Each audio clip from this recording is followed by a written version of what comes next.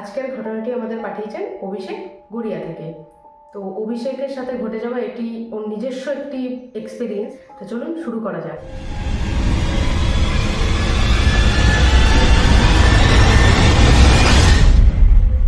Abhishek by profession একজন dancer. তা ও নিজের ডান্স ক্লাস করিয়ে একদিন বাড়ি ফিরছিল।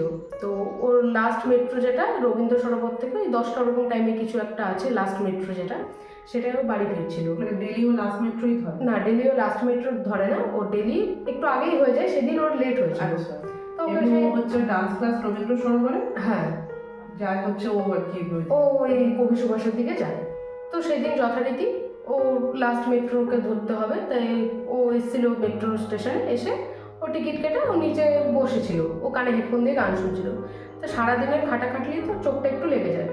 তা তখন ও ঘড়িতে দেখেছিল রাত্রির ওই 9:50 এরকম কিছু টাইমিং দেখেছিল। আর লাস্ট মেট্রো যেটা ছিল সেটা সম্ভবত 10:05 দিকে এরকম কিছু টাইমিং আছে।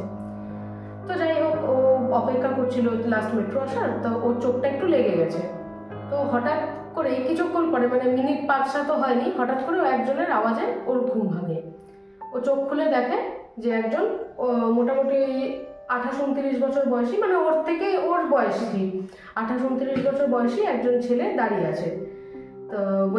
তো সেই ছেলেটি ওকে বলছে যে, কি দাদা, আপনি আজকে কি লাস্ট মেট্রোতে বাড়ি যাবেন? তো ও বলছে হ্যাঁ। মেট্রো স্টেশনে আরো লোকজন তো ছিলই না, মেট্রো স্টেশন ফাঁকা ছিল, মানে সেদিন আচ্ছা। মানে সারপ্রাইজিংলি ফাঁকা ছিল মেট্রো স্টেশন। আচ্ছা, মানে যখন ও ওখানে গিয়ে বসেছে ও একাই ছিল আর এমনি ওর চোখ লেগে গেছে, হ্যাঁ, তখন এসে একজন ডাকছে। হ্যাঁ হ্যাঁ হ্যাঁ। তো তখন অভিষেক ওকে বলছে যে হ্যাঁ, আমি আজকে লাস্ট মেট্রোতে বাড়ি যাব। তো অভিষেক নিজেই জিজ্ঞাসা করেন, আপনিও কি যাবেন? তো বলেছে হ্যাঁ। তা দুজনের কথাবার্তা, ততক্ষণে মেট্রোটা ঢুকেছে। ঢোকার পর ওরা চেপেছে, ওরা দুজনেই চেপেছে। দিয়ে সেদিন সারপ্রাইজিংলি মেট্রোটাও ফাঁকা ছিল, লাস্ট মেট্রো যেটা। তো ওরা বসেছে, বসে দুজনে গল্প করছে। তো তখন ওই লোকটি যে ছিল, ওরা মানে অভিষেককে জিজ্ঞাসা করছে যে আপনি কি করেন? বলছে আমি বাই প্রফেশন একজন ডান্সার। বলছে ও, আপনিও ডান্সার? তখন অভিষেক জিজ্ঞাসা করেন, কেন আপনি কি ডান্সার? তো বলছে হ্যাঁ, আমি একজন ডান্সার ছিলাম। বলছে ছিলাম মানে এখন আর নেই? তো বলছে যে না। তখন ওই লোকটা অভিষেককে প্রশ্ন করছে যে আপনার বাড়ি থেকে মেনে নিল? তো তখন অভিষেক বলছে হ্যাঁ, না মানার কি আছে? বলছে না, আমার বাড়ি থেকে মানেনি যে আমি নাচ করি, সেটা আমার বাড়ির লোক পছন্দ করতো না। তো বলছে যে না, আমার বাড়িতে এরকম কোনো ব্যাপার নেই, আমাকে মেনে নিয়েছে। তো বলছে ঠিক আছে। তো বলছে, তখন ওই লোকটা বলছে আমার কাছে কিছু ভিডিও আছে, আপনি দেখবেন? ডান্সের ভিডিও। তো বলছে যে, তো অভিষেক বলেছে যে হ্যাঁ দেখান। অবভিয়াসলি দেখতে চাইবে। তো অভিষেককে দেখিয়েছে। তো অভিষেক যখন ভিডিওটা খুলছে, ভিডিওটা প্রথম একটা ভিডিও ওনার ওই মানে ওই যে লোকটা ছিল বা ছেলেটা ছিল, ওরই নাচের ভিডিও। তো দেখছে। তো অভিষেক বলছে যে আপনি খুব ভালো নাচ করতেন, খুব ভালো ডান্সার। বলছে হ্যাঁ, আমি খুব ভালো ডান্সার ছিলাম, কিন্তু আমার বাড়ির লোক মানেনি। তো অভিষেক ওইরকম ডান্সের ভিডিও দেখছে। ভিডিও করতে করতে পরের ভিডিওতে যখন ও আর কি স্লাইড করে গেছে, তো তখন ও দেখছে যে ওই মেট্রো স্টেশনের একটা ভিডিও, পেছন থেকে আওয়াজ আসছে যে মা বাবা, তোমাদের স্বপ্ন আমি পূরণ করতে পারলাম না, তাই আজকে আমি চললাম। এইটা বলে হট করে একটা আওয়াজ। আর আশেপাশের লোক মানে ওই ভিডিওতেও শুনতে পাচ্ছে যে আশেপাশ থেকে কেউ বলছে এই গেল, পড়ে গেল, পড়ে গেল, পড়ে গেল, ধর ধর ধর, এরকম। তা হঠাৎ করে দেখছে, যখন কেউ হয়তো ওর ফোনটা উঠিয়েছে, দেখছে যে যেই লোকটা এতক্ষণ ধরে ওর পাশে বসেছিল, সেই লোকটারই বডি এই মেট্রো স্টেশনে কাটা পড়েছে। তা ওর ওই মানে ওই ভিডিওটা দেখে ও পুরো একদম মানে চিৎকার করে উঠেছে। চিৎকার করে ও সেন্সলেস হয়ে গেছে, আর ওর কিছু মনে নেই। তখন কিছুক্ষণ পরে ওর যখন জ্ঞান ফিরেছে, ও দেখছে যে মানে ওই মেট্রো স্টেশনে পুলিশ অফিসাররা যারা থাকে আর কি, তাদেরকে দেখতে পাচ্ছে, তারা ডাকছে, চোখে মুখে জল দিয়েছে যে কি হয়েছিল আপনার। ও যখন ও বুঝতেই পারছে না যে ওর সাথে কি হলো, এটা মানে ও কি স্বপ্নের মধ্যে ছিল, ঘোরের মধ্যে ছিল। এরপরে ও যখন ফোনের টাইম দেখছে, ওর ফোনের টাইমিং তখন 10টা বাজে, তখনও মেট্রো আসেনি।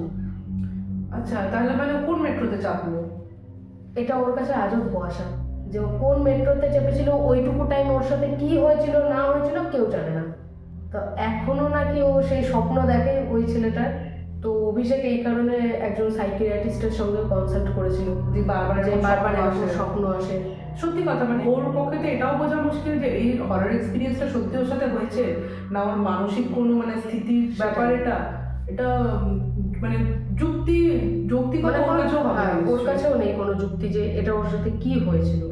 কিন্তু পরে অনেক খোঁজ খবর নিয়ে দেখেছে যে একজন ডান্সারেরই এক সময় ওই স্টেজ 1 বছর আগে, মানে ওটা 2014 সালের ঘটনা, মানে 2013 সালে ডান্সারের ওই রকম অপঘাতে রবীন্দ্র সরোবর এরকম হয়েছে। হ্যাঁ হয়েছে। এটা সত্যি এখনো অবাক লাগে যে বাবা মারা কি করে বুঝতে পারেন না যে একটা কোনো প্রফেশনের বা কোনো কাজের ছেলে বা মেয়ে হয় না। যে রান্না করবে মানে মেয়ের কাজ, রোজগার করবে মানে ছেলের কাজ, ডান্স করবে মানে মেয়ের কাজ, বা কোথাও গিয়ে কুস্তি লড়ছে মানে সেটা ছেলের কাজ।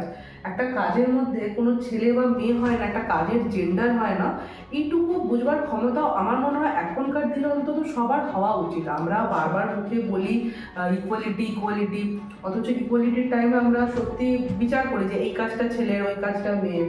এই জন্য না কোথাও আমরা সত্যিই পিছিয়ে আছি এখনো।